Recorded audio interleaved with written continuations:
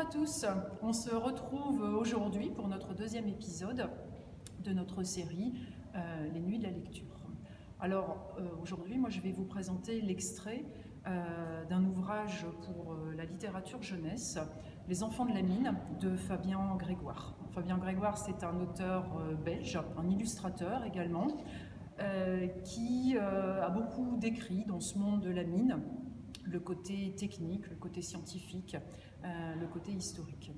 Alors dans cette histoire, il va nous raconter les aventures de deux jeunes héros, Louis et Tounet, qui ont une dizaine d'années et qui, comme beaucoup d'enfants de leur âge, eh bien, vont quitter l'école pour descendre et travailler dans la mine. Ils vont y découvrir le travail souterrain, ses dangers, son obscurité, le travail de leur famille, de leur père, de leur grand-père, de leurs frères, et le travail des chevaux également.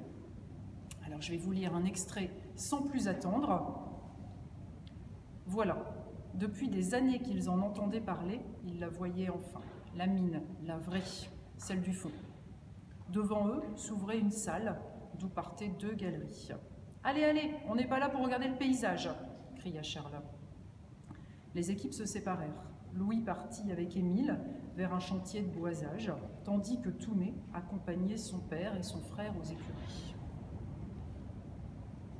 Traversant des dizaines de galeries, s'enfonçant toujours plus loin au cœur de la terre, l'équipe dirigée par Émile arriva bientôt au chantier. « C'est ici, le plafond est en train de s'affaisser.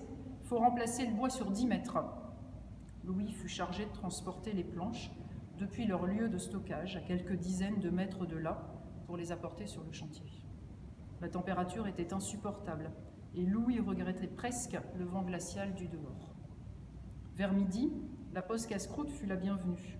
Les mineurs se racontaient des histoires de fond, des histoires qui faisaient rire. Celle du cheval ivre d'avoir vidé la bouteille de vin de son palefrenier, ou de ce piqueur qui jurait avoir rencontré Belzébuth dans une mine de la Ricamarie. Le repas et la rigolade terminés, le travail reprit durant tout l'après-midi, dans une atmosphère étouffante.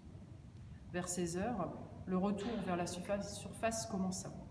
Louis retrouva alors Tounet, qui avait été chargé de guider l'un des chevaux de la mine. « Mon cheval s'appelle Apollon », dit-il avec fierté. Après ce premier jour, les deux amis avaient 1000 choses à se raconter. De retour à la maison, il y eut enfin la dernière opération de la journée du mineur, la toilette.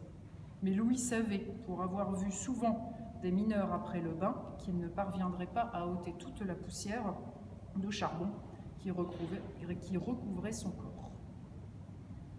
Voilà, j'espère que cet petit extrait vous a plu. On se retrouve demain pour un nouvel épisode avec Stéphane et un célèbre poète de la région.